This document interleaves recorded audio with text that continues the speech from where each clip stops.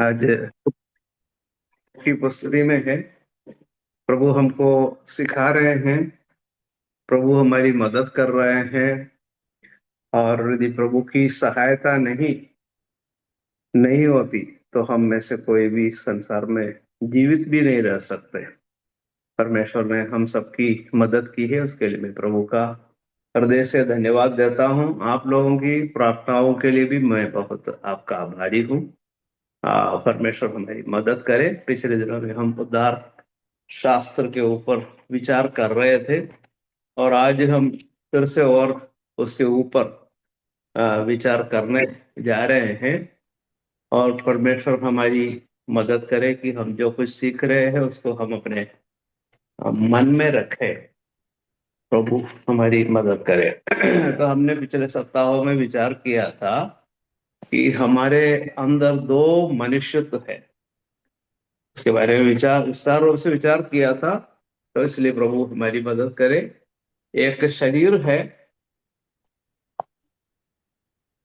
एक शरीर है, दूसरा दूसरा आत्मा। आत्मा। हाँ, शरीर पुराना आदम से है, पुराना है वो आदम से है। और नया मसीह से है। हाँ, नया मसीह से है। तो ये जो है आपके मन में रखे। तो मन में रखते हुए आगे हमें विचार करने चाहिए। प्रभु हमारी मदद करे। और ये शरीर जो है हमारे लिए एक भारी शत्रु के रूप में है। और ये भारी शत्रु जो है आपके जीवन को पूर्ण रीति से एक फल रहित जीवन, एक फल रहित जीवन, और आपके जीवन के जो उमंग है, आपके जीवन में जो आनंद है, उसको पूर्ण रीति से खत्म कर सकता है। तो इसलिए हमको बात अच्छे से सीखना है, इसलिए हम थोड़ा सा समय लेकर उसको सीख रहे हैं। अच्छा, फिर हमने विचार किया था ये शरीर पर जय पाने के लिए क्या क्या करना चाहिए। थोड़ा सा उसको थोड़ा आप पढ़ के बताइए। शरीर पर जय पाने के लिए आत्मा के अनुसार चलो। गलतियों हाँ, की पत्री 5 अध्याय 16 17 और 24 से 27 तक। प्रभु दूसरा है, प्रभु यीशु को पहन लो। तीसरा है, शरीर की अभिलाषाओं को पूरा न करो, करने का उपाय ना करो। चौथा है, अंधकार के कामों को त्यागने। और पांचवा है, ज्योति के हथियार बांधना।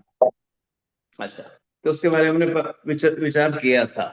अब हमने फिर उसके बाद हमने विचार किया था कि पाप पाप के बारे में लगता है बहुवचन में भी इस्तेमाल किया है, और पाप को एक वचन में भी इस्तेमाल इस्तेमाल। किया है। दोनों का क्या अर्थ होता है वो हमने विचार किया। क्या अर्थ होता है? पाप बहुवचन में बताया गया है। हम जो पाप करते हैं उनको दर्शाते हैं, पाप कर्म लहू से धुल जाते हैं। अच्छा, देखो, पाप हम बहुत करते हैं, लेकिन पाप को धोने के लिए प्रभु यीशु का लहू, प्रभु का यीशु मसीह का लहू है। और हमने विचार भी किया था, जैसे वो ज्योति में है वैसे हम ज्योति में चले तो ये एक दूसरे के साथ सहभागिता है। और उसका पुत्र यीशु का लहू हमें सब पापों से शुद्ध करता है। पहला यूहन्ना 1:7। तो पहला यूहन्ना 1:7 में लिखा है कि परमेश्वर का पुत्र यीशु मसीह का लहू हमें क्या करता है? सब पापों से, कितने पापों से? सब पापों से शुद्ध करता है। तो इसलिए पापों की धुलाई यीशु मसीह के लहू के द्वारा होता है। तो उसको हमने विचार किया था। अब ये पाप स्वभाव होता है, तो ये इसके बारे में लिखा गया है। हाँ, पढ़िए। पाप एक वचन में। पाप एक वचन में, रोमियो 5 का 12। जन्मजात पाप स्वभाव को दर्शाता है जो आदम से मिलता है। हाँ, आदम से जो पाप स्वभाव मिला है हम सबके अंदर है, अंदर है। और उसकी धुलाई लहू से नहीं होता है। पाप स्वभाव है, पाप स्वभाव की धुलाई लहू से नहीं होता। फिर कैसे होता है? क्रूस के द्वारा होता है। ये उसके द्वारा होता है। क्रूस के द्वारा होता है। तो ये जो किस प्रकार हो सकता है उसके बारे में हम आगे विचार करेंगे। ठीक है। तो ये दोनों बात आप अपने मन में रख लीजिए। जो पाप हम करते हैं, जितने भी हम पाप करते हैं, उसकी धुलाई आराम से होती है। लेकिन पाप का जो स्वभाव होता है या जो पाप का मनुष्यत्व होता है, वो मनुष्यत्व जो है लहू के द्वारा धुलाई नहीं होती है, धुलाई नहीं होती है, पर क्रूस के द्वारा होता है, क्रूस के द्वारा होता है। अब पाप की धुलाई किस प्रकार होती है उसके बारे में थोड़ा सा विचार करके हम आगे बढ़ेंगे। देखो, अब आपको पढ़ना है पहला यूहन्ना 1:7 से 10 तक पढ़ेंगे। यूहन्ना की पहली पत्री अध्याय 1 उसका 7 से 10 तक पढ़ेंगे। हाँ, पढ़िए। पर यदि जैसा वह ज्योति में है वैसे ही हम भी ज्योति में चलें तो एक दूसरे से सहभागिता रखते हैं, और उसके पुत्र यीशु मसीह का लहू हमें सब पापों से शुद्ध करता है। यदि हम कहें कि हमें कुछ भी पाप नहीं तो अपने आप को धोखा देते हैं और हम में सत्य नहीं। यदि हम अपने पापों को मान लें तो वह हमारे पापों को क्षमा करने और हमें सब अधर्म से शुद्ध करने में विश्वास योग्य और धर्मी है। यदि हम कहें कि हमने पाप नहीं किया तो उसे झूठा ठहराते हैं और उसका वचन हम में नहीं है। अच्छा, धन्यवाद भाई। एक शब्द प्रार्थना करते हैं। प्यारे पिता, आपका वचन, ये आपका ही वचन है प्रभु। उसको समझने के लिए हमारे पास कोई बुद्धि नहीं है। परमेश्वर पिता, आपके पवित्र आत्मा की सहायता से, आपके अनुग्रह में होकर आपके वचन को जैसे समझना चाहिए वैसे समझने के लिए हम सबकी मदद कीजिए। उद्धारकर्ता प्रभु यीशु मसीह के नाम में मांगते हैं, आमीन। आमीन। तो यहाँ पर क्या बताया गया है? पाप जो है बहुत ज्यादा अपने जीवन में है। पाप बहुत ज्यादा है। अच्छा, पाप के बारे में मेरे ख्याल से पिछले सप्ताह हमने विचार किया था कि पाप जो है क्या होता है सच में। पाप क्या होता है? जो बातें परमेश्वर के वचन में मना करके बताया है, मना है नहीं करना। जितनी बातें नहीं करने के लिए कहा गया है उसको हम करें तो पाप है। सरल उदाहरण है, झूठ मत बोलो। ये केवल बाइबल में ही नहीं, सभी लोग जो है उस बात को जानते हैं। और यदि झूठ बोलते हैं तो वो पाप है, पहली बात। और माता पिता का आदर करो, मतलब करने के लिए कहा गया है। यदि माता पिता का आदर नहीं करते, उनकी बातों को नहीं मानते हैं, तो क्या है? वो पाप होता है। तो एक नकारात्मक रीति से मना किया गया, उसको करना पाप। और एक जो है क्या किया? करने के लिए कहा गया, माता पिता का आदर करो, लेकिन उसको अपन नहीं करते, वो भी पाप है। तो इस प्रकार देखा जाए तो बहुत सारे पाप हमारे जीवन में है। लेकिन यहां पर क्या लिखा गया है कि विश्वासी के लिए क्या है? जैसा वो ज्योति में है, मतलब प्रभु यीशु मसीह ज्योति में है। और वो कब से ज्योति में है? कब से ज्योति में है? सनातन से ज्योति में है। और कब तक ज्योति में रहेगा? सनातन तक भी रहेगा। आदि और अंत नहीं है यीशु मसीह का। तो इसलिए यीशु मसीह जो है हमेशा ज्योति में है, कभी भी प्रभु यीशु मसीह अंधकार में नहीं है। तो इसलिए प्रभु का वचन हमको बताता है हमको ज्योति में चलना है। वो ज्योति में है, वैसे ही हमको ज्योति में चलना है। तो ज्योति में चले तो एक एक प्रक्रिया होती है। क्या होता है? प्रक्रिया यही है कि ज्योति में चलने वालों को क्या मिलता है? पापों की क्षमा मिलती है। उसके लिए पाप, कर्म, कर्म, कर्म लहू से धुल जाते हैं। हाँ, लहू से धुल जाते हैं। कितनी सांत्वना देने वाली बात है। जितने भी पाप आपने किए हो, सारे पाप धुल जाएंगे। उसके लिए यीशु मसीह की ताकत है, यीशु मसीह के लहू की ताकत है। यीशु मसीह क्या करेंगे? सारे पापों को धोकर आपको शुद्ध करेंगे। ठीक है। तो इसलिए हमें क्या करना चाहिए? वहां पर लिखा है क्या करना चाहिए हमको? ज्योति में चलना है। ज्योति में चलना है। अंधकार में नहीं चलना है, ज्योति में चलना है। ज्योति में चलना मतलब परमेश्वर ज्योति है, प्रभु की ज्योति में चलना है। या दूसरे शब्दों से आप समझ सकते हैं, यीशु मसीह के पीछे पीछे चलना। एक पद पढ़ेंगे, परिचित पद है। यूहन्ना रचित सुसमाचार अध्याय 8। यूहन्ना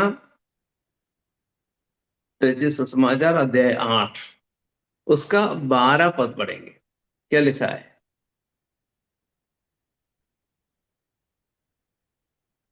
तब यीशु ने फिर लोगों से कहा, जगत हम्म, की ज्योति मैं हूँ। जो मेरे पीछे हो लेगा वह अंधकार में ना चलेगा, परंतु जीवन की ज्योति पाएगा। अच्छा, क्या बताया गया है? प्रभु यीशु ने कहा जगत की ज्योति मैं हूं, जो मेरे पीछे हो लेगा। जो मेरे पीछे हो लेगा, वहां लिखा है अंधकार में नहीं चलेगा। हम्म, बिल्कुल सही रीति से बताया गया है। बहुत सरल है। यीशु मसीह के पीछे पीछे चलो, यीशु मसीह का अनुकरण करते हुए चलो, यीशु मसीह की शिक्षा पर चलो, तो क्या होता है? हैं? अंधकार में नहीं चलेगा। क्योंकि प्रभु यीशु मसीह का वचन भी ज्योति है। हम पढ़ते हैं यूहन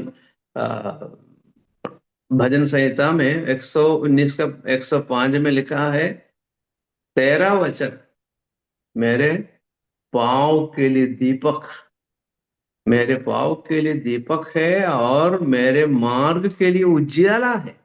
तो परमेश्वर का वचन दीपक और उजियाले के रूप में काम करता है। किस प्रकार? दीपक आपको मालूम है, या प्रकाश वो देता है। तो आपके पास एक गाड़ी है, रात को आप जो है उसके लाइट को चालू रखता है। तो क्या होता है? चालू रखने से कभी कभी उसका प्रकाश धीमी हो सकता है, धीमा प्रकाश है, तो शायद रास्ता सही से नहीं दिखेगा। लेकिन सामने से जो आने वाले हैं उनको समझ में आएगा गाड़ी आ रही है। इतना तो समझ में आएगा। कौन सी गाड़ी है, कौन आ रहा है मालूम नहीं, लेकिन कोई गाड़ी आ रही है, इतना उसको समझ में आएगा। ठीक है। तो ये दीपक का काम क्या क्या होता है? अपने आप को प्रकाशित करता है या रास्ता दिखाता है, दूसरे को भी रास्ता दिखाता है। दूसरे को भी समझ में आएगा कि एक गाड़ी आ रही है, उसका प्रकाश दिखाई दे रहा है, तो उसको समझ में आएगा। ठीक है। लेकिन रास्ता पूरा दिखने के लिए और उजाले की जरूरत है। जहां पर जो है इस सड़क के किनारे लाइट है, आपको मालूम है बड़े बड़े शहरों में जाएंगे तो जो रास्ते में भी स्ट्रीट लाइट बोलते हैं। स्ट्रीट लाइट मतलब जो है सड़क के किनारे लगे हुए जो है खंबे के ऊपर जो है लाइट, है ना, बत्ती जल रही है। तो उससे क्या होता है? ज्यादा प्रकाश मिलता है ना। हम अपनी गाड़ी का प्रकाश कम है तो भी दिखता है। तो क्या है? आपको रास्ता दिखाएगा। तो परमेश्वर का वचन दो प्रकार काम करता है। एक दीपक का काम करता है, दूसरा उजियाला भी। मतलब आप आपको देखने के लिए काम आएगा, सामने वाले को देखने के लिए भी काम आएगा। परमेश्वर के वचन के अनुसार चलने पर आपको समझ में आएगा कि मैं परमेश्वर के वचन के अनुसार चल रहा हूं, और सामने वाले को भी समझ में आएगा कि आप वचन के अनुसार चल रहे हैं। तो ज्योति में चलना है ना। तो धुलाई कब होती है? ज्योति में चले। जैसा वो ज्योति में है वैसे हम ज्योति में चले तो क्या होता है? प्रभु यीशु का लहू हमें क्या करता है? शुद्ध करता है, कितने पापों से? सब पापों से शुद्ध करता है। हाँ, कितनी अच्छी बात है। सारे पापों की शुद्धि यीशु मसीह के लहू में है। अच्छा, तो ये एक बात हुई।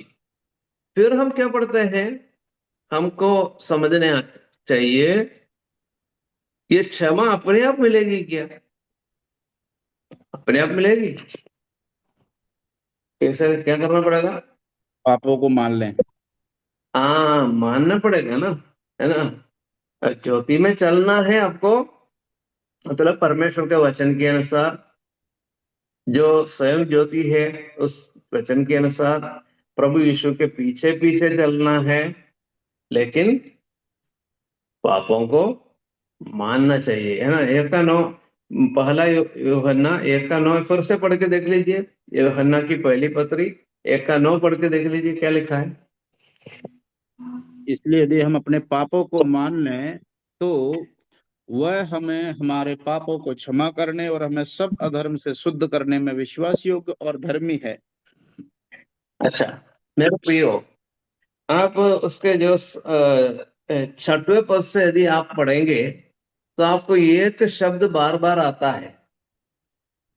कौन सा शब्द बार बार आता है? पाप। हम्म छठवें पद को देख लीजिए, शुरू कैसे होता है? यदि। सातवां पद कैसा शुरू होता है? पर यदि। आठवां पद कैसे शुरू होता है? यदि। और नौवां पद कैसे शुरू होता है? यदि। 10वां पद कैसे शुरू होता है? यदि। यदि। ध्यान दिया ना। तो इसका यस। मतलब दो विकल्प आपके सामने है। चाहे तो आप अंधकार में चल सकते हैं, चाहे तो आप ज्योति में चल सकते हैं। दोनों आपके सामने है, आपके ऊपर है। आप निर्णय ले, मैं ज्योति में चलूंगा तो पाप की धुलाई होती है लहू से। और दूसरी बात, आप सोच रहे हैं तो कोई बात नहीं, अंधकार में भी मैं चल सकता हूं, मैं विश्वासी हूं ना, अंधकार में चले तो क्या फर्क पड़ता है। यदि आप अपने बारे में ऐसा सोचते हैं, मैं तो ठीक है। कई विश्वासी है वो भी अंधकार में चल रहे हैं, वो भी अंधकार, मैं भी क्यों ना चलूं। चले तो भी चल जाएगा ना, कौन पूछने वाला है। नहीं, ऐसा है तो क्या होगा? धुलाई नहीं होगी। याद रखना, यदि जैसा वो ज्योति में है वैसे हम ज्योति में चले तो क्या होता है? उसका पुत्र यीशु का लहू हमें सब पापों से शुद्ध करता है। तो इसलिए आपका चाल चलन बहुत महत्वपूर्ण है। पाप की धुलाई होने के लिए चाल चलन की जरूरत है। जो ज्योति में चलते हैं उनके पापों को धोने की आवश्यकता प्रभु के पास है। वो उसकी जिम्मेदारी लेता है उसके पापों को धोने की। अच्छा, फिर दूसरी बात, यदि हम अपने पापों को मान ले, वहां पर भी यदि शब्द है। मतलब पापों को आप मान सकते हैं, नहीं मान सकते हैं, ये भी आपके ऊपर है। पापों की क्षमा मांगना नहीं मांगना आपके ऊपर है ना। याद रखना, ये और किसी के ऊपर नहीं है। आपके पापों की क्षमा आपकी पत्नी नहीं मांग सकती, या आपके बच्चे नहीं मांग सकते, या आपके माता पिता नहीं मांग सकते, आपको ही मांगना पड़ेगा। तो यदि हम अपने पापों को मान ले तो फिर प्रभु का काम अलग, अगला काम प्रभु का है ना। पापों को मानने वालों के लिए प्रभु का वचन क्या कहता है? यदि मान ले तो क्या करेगा? हम्म। क्षमा क्षमा हाँ करेगा और सब हाँ, अधर्म से शुद्ध करने में विश्वास योग्य है। अच्छा, बहुत अच्छी बात है। हमारे पापों को क्षमा करेगा। ठीक है, कितने पापों को क्षमा करेगा? सारे सब पापों करेगा। फिर क्या लिखा है? हमें सब धर्म से, कितने धर्मों से शुद्ध करेगा? सब अधर्म से। धर्म से शुद्ध करेगा। ठीक है, और उसके लिए प्रभु यीशु मसीह के गुण है, वो विश्वास योग्य है और धर्मी है। विश्वास योग्य और धर्मी, मेरे ख्याल से उसके बारे में मैंने पहले भी आपको याद दिला चुका हूं। तो विश्वास योग्य मतलब क्या होता है? प्रभु एक बार हाँ फिर ना कभी नहीं बोलेगा। हाँ मतलब हाँ है, ना मतलब ना है। विश्वास योग्यता के बारे में लंबे चौड़े अध्ययन हम अपन कर सकते हैं, लेकिन बहुत ही सरल बात यह है, यदि प्रभु हाँ करता है तो हाँ है, कभी भी वो हाँ कभी ना नहीं होगा। प्रभु की विशेषता ये है। और यदि प्रभु ने ना किया, आपसे ना किया है, तो हमेशा के लिए वो ना है। ठीक है, तो इसलिए यदि प्रभु विश्वास योग्य है, मतलब पापों की क्षमा, अधर्मों की क्षमा आपको मिली है, मतलब मिली है। अब आपको फिर शंका करने की जरूरत नहीं। हम मनुष्य होने के नाते कभी कभी हम चिंतित हो जाते हैं, अरे तो मैंने तो पापों की क्षमा तो मांगी है, फिर भी मेरे मन में रहता है वो पाप। मेरे मन में, मैं एक मनुष्य होने के नाते कई बार कई पाप मैंने पहले किए हैं, उसकी क्षमा मांगी है, फिर भी मेरे मन में याद आती है, अरे तो ऐसा हुआ था, उस भाई के विरुद्ध में एक शब्द कहा था, ये नहीं कहना चाहिए था। तो प्रभु से माफी मांगी तो क्षमा तो मिल गई, फिर भी मन में रहता है, तो उस भाई के विरुद्ध में ऐसा नहीं बोलना चाहिए था। हम्म। ये विचार जो है बार बार आता है, क्योंकि ये हम अपन मनुष्य है। लेकिन परमेश्वर के सन्मुख क्या है, वो प्रभु ने हमेशा के लिए हटा दिया। अब प्रभु के लेखे में आपका वो पाप नहीं है, वो प्रभु ने क्या कर दिया? क्षमा कर दिया। और प्रभु उसको कभी नहीं भूलते, सॉरी, कभी भी याद नहीं करते उन पापों को। प्रभु क्या करते हैं? कभी भी याद नहीं करते हैं। अच्छा, ऐसा कहीं लिखा है क्या? हाँ, ये भी तो अपन को देखना चाहिए। इब्रानियों की पत्री पढ़िए, 8 का 12 पढ़िए, क्या लिखा है? इब्रानियों 8 का 12 में क्या लिखा है? क्योंकि मैं उनके अधर्म के विषय में दयावंत होऊंगा और उनके पापों को फिर स्मरण ना करूंगा। हाँ, ऐसा लिखा है ना, साफ लिखा है, पापों को स्मरण न करूंगा। 10 का 17 पढ़िए, इब्रानियों की पत्री 10 का 17।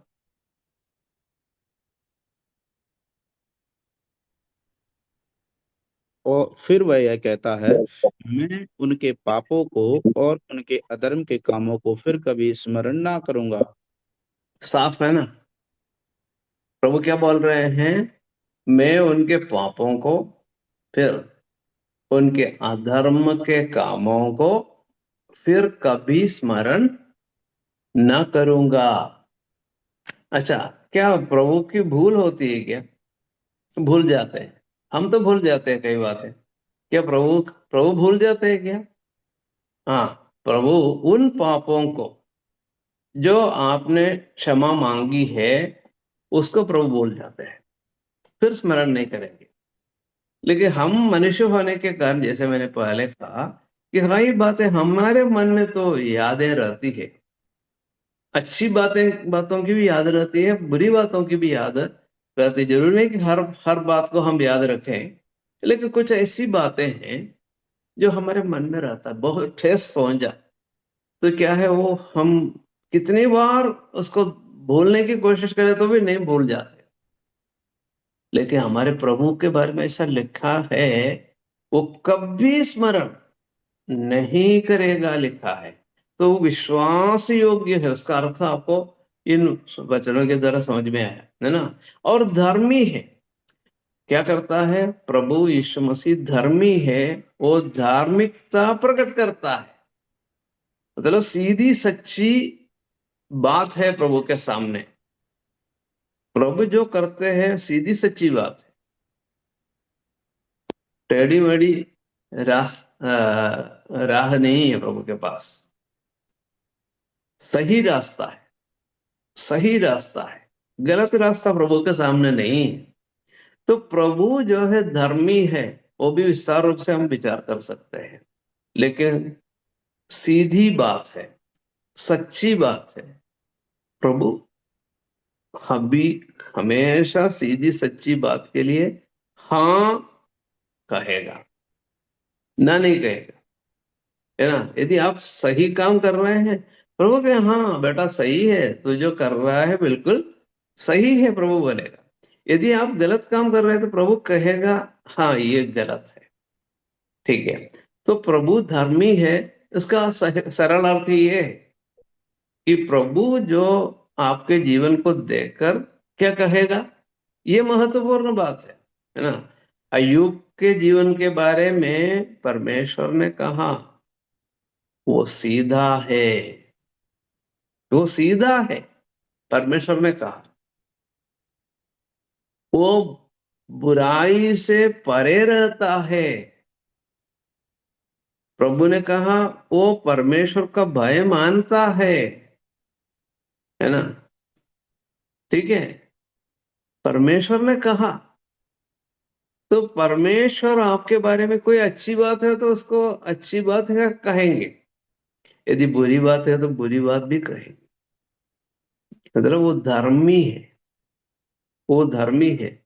हम लोग ऐसे नहीं, किसी व्यक्ति के जीवन की कोई अच्छी बात हो तो भी हम लोग हाँ नहीं नहीं, वो नहीं कहने के हम कई बार नहीं चाहते हैं, क्यों पीछे हटते हैं। अच्छी बात है ना, अब फलाने भाई के जीवन में अच्छी बात है तो आपको बोला हाँ ठीक है अच्छी बात है।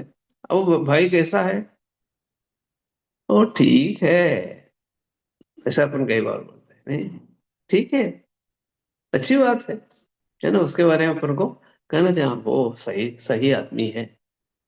गलत हो गया और तो गलत है, ठीक है, वो बात भी। सही को सही, गलत को गलत, ये परमेश्वर करता है। परमेश्वर कभी गलत काम नहीं करता, सही काम ही करता है। और आपके सही बातों को देखकर जो है कहेगा हाँ सही, है ना। यूहन्ना अपनी पत्री में लिखते हैं, है ना, प्रभु यूहन्ना कहते हैं मैं इससे बहुत आनंदित हूं कि मेरे बच्चे क्या करते हैं, सत्य पर चलते हैं। मेरे बच्चे सत्य पर चलते हैं, इससे बड़े आनंद की बात नहीं है। हाँ, मेरे बच्चों के बारे में मुझे क्या है, मैं बहुत ही गर्व के साथ कह रहा हूं कि वे सत्य पर चलते हैं। तो याद रखना, परमेश्वर भी ऐसा है। यदि आप सत्य पर चलेंगे तो आपसे प्रभु बहुत खुश हो जाएंगे, बहुत खुश हो जाएंगे। यदि आप पाप के जीवन में जीवन रहेंगे, प्रभु जो है दुखित भी हो जाए। तो पापों को मानना, है ना, पाप कर्म लहू से धुल जाते हैं। उसके लिए अपन को दो काम करना है। क्या क्या करना है? पहली बात, ज्योति में चल लें, दूसरा, पापों को मान लें। हाँ, दो बात है, बहुत ही सरल बातें अपन विचार कर रहे हैं। तो ये दो काम आप करेंगे, चिंता मत करो, आपका जीवन सही है, ठीक से जी रहे हैं। यदि ऐसा नहीं है तो आपका जीवन सही नहीं है। तो पाप धुल जाते हैं, उसके लिए बहुत ही सरल दो बातें यहाँ पर हमने विचार किए हैं। ज्योति में चलना, पापों को मानना। तो धुलाई पाप लहू से होता है, ठीक है। अब हम उसमें जाने के पहले, किसमें, जो हमने अभी विचार किया है कि क्रूस के द्वारा पाप दूर हो जाता है, उसके बारे में हम विचार करने जा रहे हैं। लेकिन उसमें जाने के पहले एक बुनियादी बात आपको याद रखना चाहिए। ठीक है, क्योंकि ये विषय थोड़ा लंबा जा रहा है और मैं सोच रहा हूँ बहुत ही संक्षिप्त रूप में बताऊं, लेकिन बता नहीं पाता। जो बता नहीं सकता, कोई भी बता नहीं सकता, इसलिए इसमें तो थोड़ा सा और समय देना पड़ता है। अब एक बात हम विचार करने जा रहे हैं। पुराने नियम की व्यवस्था अम, और पाप। हाँ, दिखता है ना। Yes yes. और की व्यवस्था और पाप, उन दोनों के बीच में क्या संबंध है? अंकल और तभी एक बार तो दिखाइए ना। क्या बोले? और एक बार दिखाइए ना आपसे। पुराने नियम की व्यवस्था और पाप। ठीक ठीक ओके। दिख रहा है ना? ठीक है, बाकी अपन जी। जब मैं बोलता जाऊंगा तब आपको लिखते जाना है। ठीक है। अच्छा, तो व्यवस्था, पुराने नियम की व्यवस्था जो मतलब मूसा के द्वारा परमेश्वर ने जो व्यवस्था दी है उसके बारे में अपन विचार कर रहे हैं। और व्यवस्था और पाप में एक एक बहुत ही अटूट संबंध है। ठीक है, वो हम थोड़ा सा विचार करने जा रहे हैं, उसके बाद हम इसके बारे में विचार करेंगे, आपको समझ में आएगा। ओके।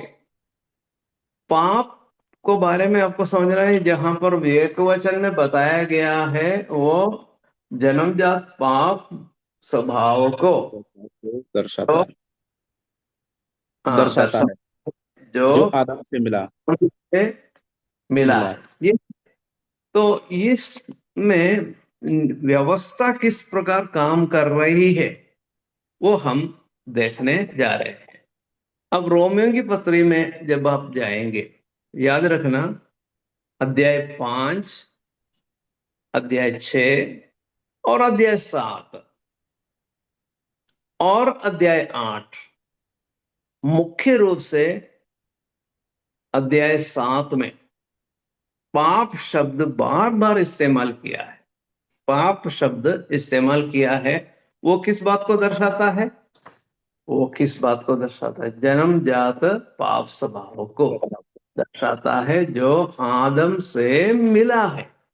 ठीक है, कौन कौन से अध्याय मैंने बताया?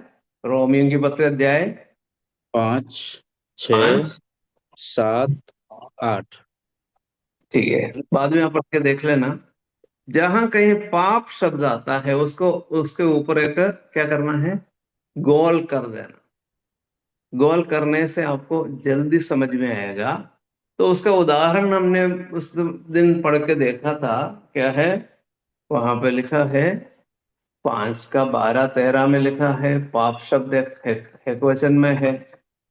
6 का 23, पाप की मजदूरी तो मृत्यु है, पाप एक वचन में है ना? सब जगह पाप को एक वचन में देख सकते हैं। तो इसलिए 5 भी हमारे पास है, 6 भी है, 7 भी है, 8 भी है। ठीक है, तो उसको आप स्वयं पढ़ के देख लें इसमें।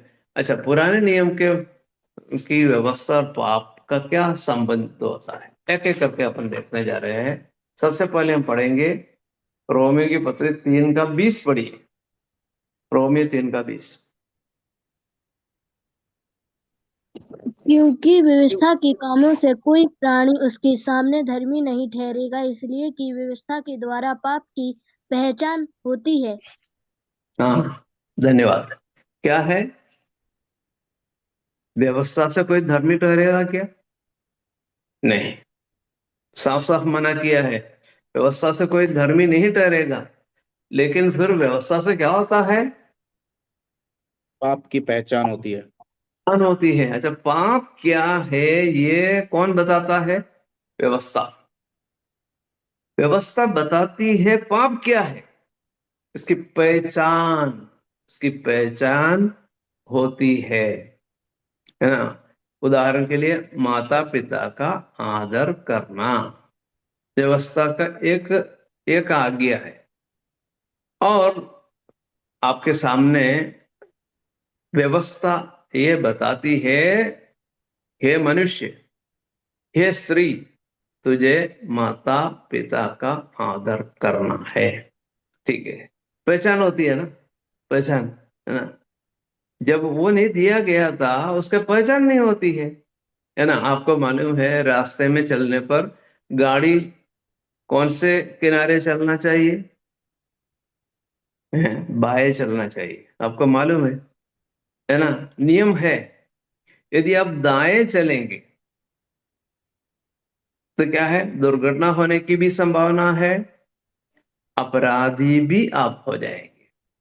ठीक है, अब ये बात आपको याद रखना कि नियम, सड़क का नियम सड़क में लागू होता है, घर के अंदर चलने पर ऐसा नियम नहीं है। यदि आप घर पे चल रहे हो तो घर के अंदर ऐसा कोई नियम है क्या? नहीं। हमेशा दाएं चलना ऐसा कोई नियम है क्या घर के अंदर? नहीं। मैदान में है क्या? एक मैदान में आप जा रहे हैं, खेलने के मैदान में जा रहे हैं, वहां पर कोई नियम है दाएं चलना है? नहीं, नहीं है ना। तो जहां पर नियम है वहां पर नियम का उल्लंघन होता है, तो पहचान तभी होती है। तो नियम जहां है वहां पर क्या है, वहां पर जो है उसकी पहचान होती है। तो व्यवस्था नहीं थी तो पहचान नहीं होती थी। ठीक है, फिर क्या करता है व्यवस्था? क्रोध उपजाती है। हाँ पढ़िए, 4 का 15 पढ़िए। व्यवस्था तो क्रोध उपजाती है, और जहाँ व्यवस्था नहीं वहां उसका उल्लंघन भी नहीं। हाँ, जहाँ व्यवस्था नहीं वहां उल्लंघन भी नहीं है। लेकिन क्या होता है, व्यवस्था क्या करती है? क्रोध उपजाती है, क्रोध उपजाती है। ठीक है, तो क्रोध जो है बहुत ही भारी क्रोध होता है। नूह ने प्रचार किया, क्या प्रचार किया? बारिश होने वाली है, बाढ़ आने वाली है, जहाज तैयार है, उसके दरवाजे से अंदर प्रवेश करो, बाढ़ से नहीं मरेगा। ठीक है, ये परमेश्वर ने कहा है, बताया। तो जब नूह ने जहाज बनाया भी, प्रचार भी किया, लेकिन क्या हो गया, उसका मानने वाले मतलब 8 लोग जो है उसमें प्रवेश हुए। नूह के परिवार के, तो नूह, उसकी पत्नी, 3 लड़के और 3 बहू। तो जिन 8 लोगों ने उस पर प्रवेश किया, क्रोध उनके ऊपर नहीं। सही बात।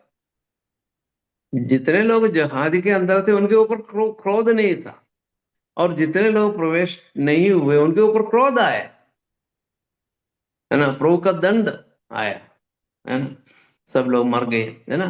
तो हम क्या देखते हैं, व्यवस्था के बारे में हम यहां पर पढ़ते हैं। व्यवस्था क्या करती है? क्रोध उपजाती है। जब एक व्यक्ति, एक बच्चा माता पिता का आदर नहीं करता, परमेश्वर का क्रोध उसके ऊपर है, क्योंकि उसने पालन नहीं किया, उसके ऊपर प्रभु का क्रोध है। हो सकता है तुरंत परमेश्वर उसको दंड न दे, परमेश्वर दंड तुरंत नहीं देता है, लेकिन क्रोध है उसके ऊपर।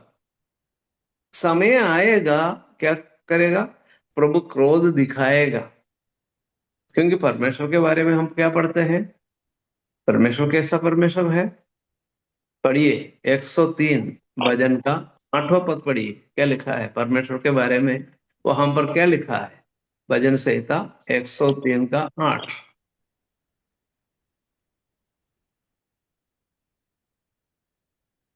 यहोवा दयालु और अनुग्रहकारी, विलंब से क्रोध करने वाला, अति करुणामय है। अच्छा, देखो, परमेश्वर के बारे में वचन में साफ लिखा है कि कैसा परमेश्वर है। तो हम पर क्या है, हो दयालु है,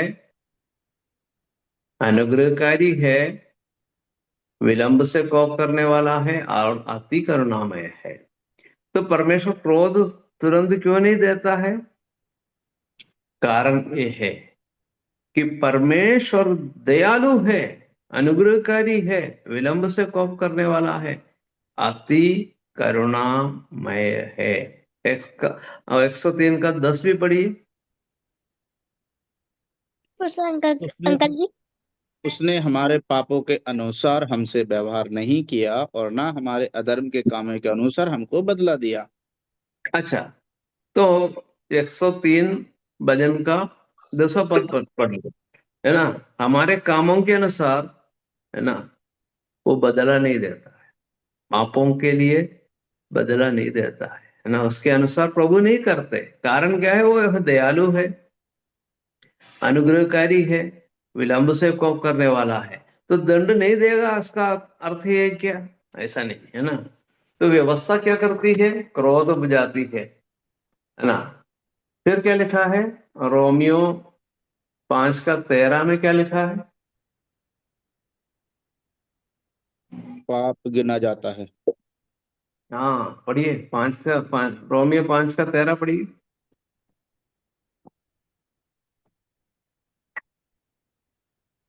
क्योंकि व्यवस्था के दिए जाने तक पाप जगत में तो था, परंतु जहाँ व्यवस्था नहीं वहाँ पाप गिना नहीं जाता। हाँ, व्यवस्था आने से क्या हो गया? पाप का गिनना आरंभ हो गया। उसके पहले गिनता नहीं था। बात समझ में आई? व्यवस्था दी गई, गिनना आरंभ हो गया। 1 2 3 4, इस प्रकार कर गिनने लगे। अब जब एक एक पाप करते हैं, गिनते हैं, और आपके और मेरे ऊपर कितनी बार प्रभु ने गिना? हम्म जब व्यवस्था दी गई, उसका उल्लंघन करने वालों के पाप गिनते हैं। उसके पहले गिनती नहीं थी, उसके पहले गिनती नहीं थी, लेकिन अब गिनना आरंभ कर दिया परमेश्वर ने। तो एक एक दिन हम जी रहे हैं, आपके पाप की गिनती बढ़ने लगी। अब बढ़ते हैं तो आपके ऊपर दंड भारी हो जाते हैं। ठीक है। कई केसेस होते, केसेस मतलब कई प्रकरण होते हैं, तो किसी के ऊपर दंड देते हैं। क्या क्या है? हाँ, एक व्यक्ति ने हत्या की है, उसका भी होता है। किसी के किसी को धोखा दिया है, धोखाधड़ी किया है, उसका अलग प्रकरण होता है। हम्म और मारपीट की है, उसके लिए अलग प्रकरण होता है ना। तो इस प्रकार जो है, एक एक करके जो है, किसी के ऊपर बहुत सारे केसेस होते हैं, बहुत सारे केसेस होते हैं, बहुत सारे कारण होते हैं, तो गिनती होती है। तो यदि नियम के अनुसार, है ना, भारत के नियम के अनुसार यदि आपके बारे में जांच होते हैं या मेरे बारे में होते हैं, बहुत सारे पाप हो सकते हैं, गिनती है। कोई नियम नहीं है तो क्या है? क्या गिनती होती है? जंगल में एक व्यक्ति रहता है, उठना बैठना सब कुछ जंगल के अंदर है, उनके ऊपर क्या नियम है? क्या प्रकरण होता है? कोई प्रकरण नहीं है ना। उसके ऊपर कोई केस नहीं होता है, क्योंकि वो जंगल में रहता है। नियम जंगल का नियम है उसके लिए, क्योंकि जंगल से कभी बाहर नहीं आया, है ना। एक व्यक्ति गांव में रहता, गांव का नियम लागू होता है। सिटी में रहते हैं तो सिटी का नियम लागू होता है। बड़े शहर में रहते हो, उस बड़े शहर का नियम लागू होता है। आपको मालूम है, समझ में आया ना। तो गिनती तब होती है जब यहाँ पर नियम हो, है ना, नियम हो। तो यहाँ पर क्या करता है? पाप गिना जाता है व्यवस्था के द्वारा। ठीक है। अब आप अगले पढ़िए, 5 का 20 पढ़िए। व्यवस्था बीच में आ गई कि अपराध बहुत हो, परंतु जहाँ पाप बहुत हुआ वहाँ अनुग्रह उससे भी कहीं अधिक हुआ। अच्छा, व्यवस्था बीच में आ गई, पहले व्यवस्था नहीं थी, व्यवस्था बीच में आ गई। कैसे बीच में आ गई? लोगों ने मांगा, प्रभु हमको व्यवस्था दो, हम उसका पालन करेंगे। निर्गमन की पुस्तक 19वां अध्याय बाद में पढ़ के देख लेना। वहां पर लोगों ने व्यवस्था मांगी, व्यवस्था हमको दो, हम उसका पालन करेंगे। मूसा से कहा था, दे दो हमको, व्यवस्था दे दो, हम मानेंगे। ठीक है, और व्यवस्था दी गई। व्यवस्था दी गई तो क्या हो गया? व्यवस्था दी गई हो, क्या लिखा? बीच में आ गई। हाँ, एक पापी और पवित्र परमेश्वर के बीच में क्या आ गई? व्यवस्था आ गई। व्यवस्था आ गई तो क्या हो गया? पाप बहुत हुआ। पाप अधिक बहुत हो गया ना। ठीक है, तो यहां पर साफ लिखा गया है, व्यवस्था बीच में आ गई। व्यवस्था बीच में आने से कुछ फायदा नहीं हुआ, वरन समस्या और जटिल समस्या हो गई, है ना। मध्यस्थ के रूप में कौन आया? व्यवस्था आ गई। व्यवस्था। व्यवस्था आ गई तो सोचा कि समस्या खत्म हो जाएगी, नहीं, समस्या और जटिल होती गई, है ना। क्योंकि लोगों ने मांगा था, प्रभु हमको व्यवस्था दो, हम उसका पालन करेंगे। व्यवस्था हम सीधे सच्चे लोग हैं, हमको व्यवस्था दो, हम उसका पालन करेंगे। ठीक है, जैसे वो कहा, परमेश्वर ने व्यवस्था दी। व्यवस्था देने पर क्या है, उनको समझ में आया कि व्यवस्था से पाप की पहचान होती है ना, और हम नहीं कर पाते हैं, वे भारी है, समझ में आई। तो व्यवस्था बीच में आ गई कि अपराध बहुत हो गया। लेकिन वहां एक खुशखबरी है। रोमी के पत्र 5:20 में क्या खुशखबरी है? क्योंकि जहां पाप बहुत हुआ वहां अनुग्रह उससे भी कहीं अधिक हुआ है। हाँ, अनुग्रह दिया परमेश्वर ने। यीशु मसीह कैसे आया? अनुग्रह के साथ आया, है ना। यूहन्ना 1:14 में हम पढ़ते हैं, वचन देहधारी हुआ और अनुग्रह अनुग्रह और और सच्चाई से, मनुष्यों के बीच में डेरा किया, हमारे बीच में हाँ, डेरा किया। ठीक है, अनुग्रह और सच्चाई से परिपूर्ण। हाँ, थोड़ा सा अनुग्रह लेकर आया ऐसा नहीं, भरपूर अनुग्रह लेकर आया। अब समझ में आया? व्यवस्था बीच में आ गई तो समस्या बहुत हो गई। लिखा है ना, पाप बहुत हुआ, बीच में आ गई तो पाप बहुत हुआ। लेकिन अनुग्रह के साथ एक व्यक्ति आया, वो हमारा प्रभु यीशु मसीह है। प्रभु यीशु मसीह आया तो जहां पाप बहुत हुआ, अनुग्रह उससे भी कहीं अधिक हुआ, लिखा है ना, ऐसे लिखा है ना। जहां पाप बहुत हुआ वहां अनुग्रह उससे कहीं भी अधिक हुआ। कहीं कहीं अधिक हुआ। हाँ, एक एक शब्द का महत्व है, कहीं अधिक। नूह के जहाज का दूसरे रीति से अपन विचार करेंगे। नूह के जहाज तैयार हो गया, नूह और उनके परिवार अंदर हो गया, बारिश शुरू हो गई। बारिश शुरू हो गई तो धीरे धीरे धीरे पानी का स्तर बढ़ा। जैसे स्तर बढ़ा तो क्या है, जहाज उसके ऊपर, पानी यहां तक है, जहाज उसके ऊपर है। पानी और आगे बढ़ा, जहाज उसके भी आगे बढ़ा, है ना। बस सच है ना। तो प्रभु का अनुग्रह ये है, पानी बढ़ने दो, कोई प्रॉब्लम नहीं। 10 दिन पानी बढ़ा, नूह के लिए कोई प्रॉब्लम नहीं। 20 दिन पानी गिरता रहा, नूह के लिए कोई प्रॉब्लम नहीं, क्योंकि नूह का जहाज और ऊपर है ना। 40 दिन, दिन और रात पानी गिरा। क्या है, नूह का जहाज कहां पर है?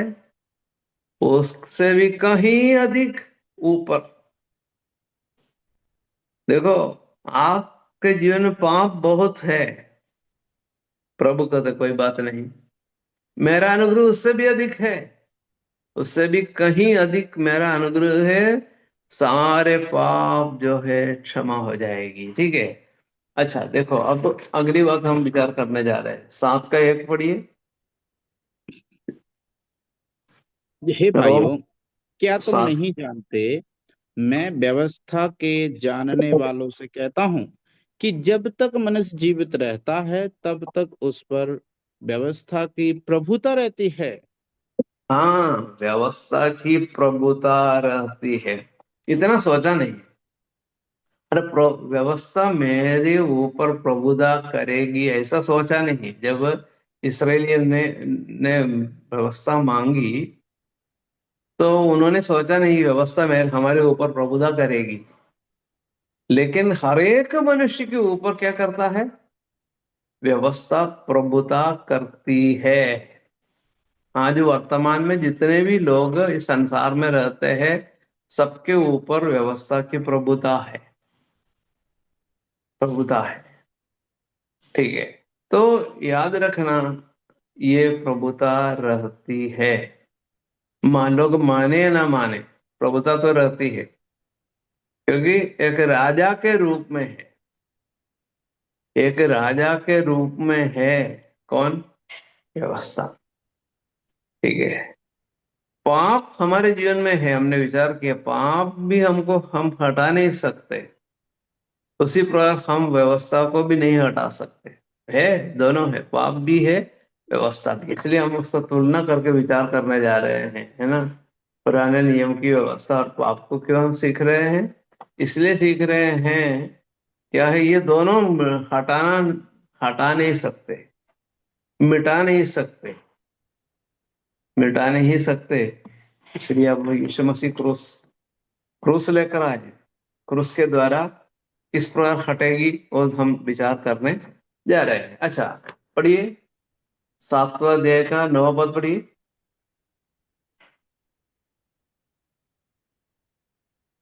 वह वही आज्ञा जो जीवन के लिए थी मेरे लिए मृत्यु का कारण ठहरी। 7 का रोमी के पत्र 7 का 9 पढ़ रहे हैं। मैं मैं तो तो व्यवस्था बिना मैं, पहले जीवित था, परंतु जब आज्ञा आई तो पाप पाप जी गए और मैं मर गया। अच्छा, मैं मर गया। अरे क्या लिखा है? मैं मर गया। देखो, जब व्यवस्था, व्यवस्था बिना मैं जीवित था, लिखा हुआ है व्यवस्था बिना मैं जीवित था। परंतु जब आज्ञा आई या व्यवस्था आई, पाप जी गया और मैं मर गया।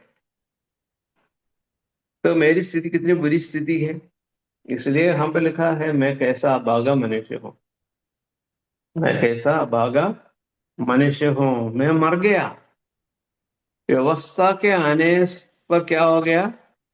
मैं मर गया। ठीक है। अब मेरी स्थिति के बारे में और बताया गया है। 7 का 13 पढ़िए। 7 का 13।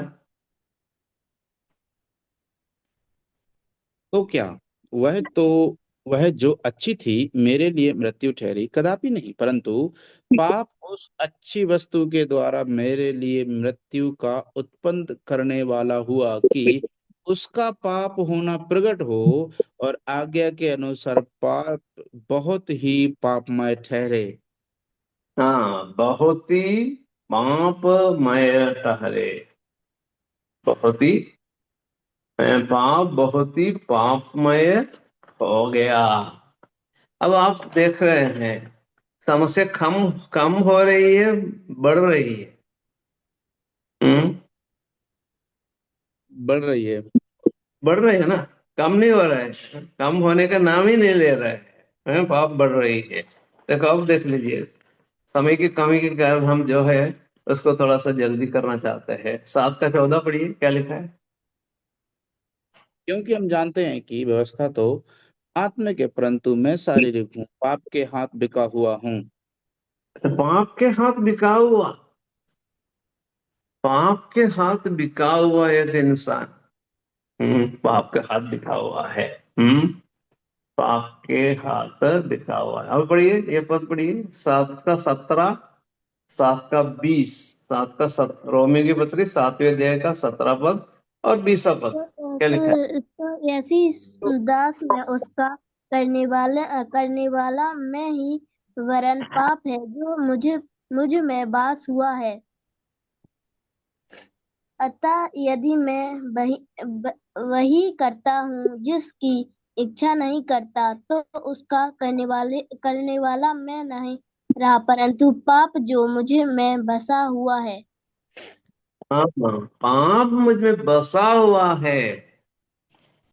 देखो, वो एक, समझ लो कि एक अतिथि के रूप में आया, लेकिन अंदर है, बसा हुआ है, जा नहीं रहा। ये पाप जो है जाएगा नहीं, बसा हुआ है। ठीक है। आपके घर में कोई आया, मेहमान आया, एक दिन रहा, 2 दिन रहा, चला गया। मान लीजिए एक दिन रहा, 2 दिन रहा, 3 दिन रहा, फिर एक हफ्ता रहा, 2 हफ्ते रहे, फिर जो है वो 1 महीना रहा, 1 साल के बाद भी नहीं जा रहा है, तो फिर जो है मुश्किल होता है ना। एक व्यक्ति आकर मेहमान हो, लेकिन बहुत ज्यादा समय रहता है, तो फिर जो है मुश्किल होता है ना, मुश्किल होता है। ऐसा नहीं होना चाहिए। तो यहाँ पर ये व्यवस्था क्या करती है, मान लो, मान क्या है व्यवस्था जो है, जब आया, हाँ, तो क्या हो गया, पाप मुझ में बस गया। पाप, पहले हमने विचार किया है ना, पाप जो है क्या करता है, मैं मर गया, पाप बहुत ही पापमय हो गया, पाप के हाथ में बिखा हुआ हूं। और अब क्या बोलते हैं, पाप मुझ में बसा हुआ है, हटा नहीं पा रहे हैं, वो हमारे अंदर वास हुआ है ना। ठीक है, 7 का 23 भी पढ़िए, क्या लिखा है। परंतु मुझे अपने अंगों में दूसरे प्रकार की व्यवस्था दिखाई पड़ती है, जो मेरी बुद्धि की व्यवस्था से लड़ती है और मुझे पाप की व्यवस्था के बंधन में डालती है, जो मेरे अंगों में है। हाँ, मेरे अंगों में है, सब मेरे अंगों में पाप है। देखो, स्थिति बहुत बुरी है मेरे प्रिय भाई और बहनों। इसलिए क्या कहता है, हैं? मैं 24 कैसा अभागा मनुष्य हूँ। मैं मैं कैसा कैसा भागा अभागा मनुष्य हूँ, मनुष्य हूँ। है ना। मैं कैसा भागा मनुष्य हूँ, उसका लिखा है। 24 और 25 थोड़ा पढ़िए, पढ़ के समाप्त करेंगे। हमारे प्रभु यीशु मसीह के द्वारा परमेश्वर का धन्यवाद हो। इसलिए मैं आप बुद्धि से तो परमेश्वर की व्यवस्था का, परंतु शरीर से पाप की व्यवस्था की सेवा करता हूँ। हाँ, धन्यवाद। तो यहाँ पर हम क्या पढ़ते हैं, मैं कैसा भागा मनुष्य हूँ, मुझे इस मृत्यु की देह से कौन छुड़ाएगा, कौन छुड़ाएगा। 25 पद में उसका उत्तर है, हमारे प्रभु यीशु मसीह के द्वारा। हमारे प्रभु यीशु मसीह क्या करेगा, आपको पाप से क्या करेगा, छुड़ाएगा। अब क्रूस का महत्व हम विचार करेंगे अगले हफ्ते, प्रभु की इच्छा है तो। क्रूस का महत्व क्या है वो हम देखने जा रहे हैं, तब आपको समझ में आएगी। यदि इतनी बातें यदि हम विचार नहीं करते, ये क्रूस का महत्व आपको समझ में नहीं आएगा। इसलिए हम लोग जो है उस बात को विचार करने के लिए थोड़ा समय निकाला। प्रभु हमारी मदद करे, और इन सच्चाइयों को मन में रखते हुए, पाप कितनी एक सबसे बड़ी और भारी जो है, एक विरोधी के रूप में हम देखते हैं, इसको हटा नहीं सकते। तो उसके बारे में हम विचार कर रहे थे। बहुत बड़ी भारी समस्या है, और इस भारी समस्या का समाधान ही नहीं है। ऐसे में यीशु मसीह आया, क्रूस के द्वारा समस्या का समाधान है। ऐसा नहीं कि समस्या का समाधान नहीं है बता के हम अब क्लास समाप्त नहीं कर रहे। समस्या का समाधान है, वो हम अगले हफ्ते प्रभु की इच्छा है तो विचार करेंगे इन वचनों के द्वारा। परमेश्वर हम सबको आशीष दे, सबको प्रभु बहुत बहुत अनुग्रह प्रदान करे। प्रभु के नाम की स्तुति और महिमा हमेशा हमेशा होती रहे। सबको धन्यवाद। आमीन।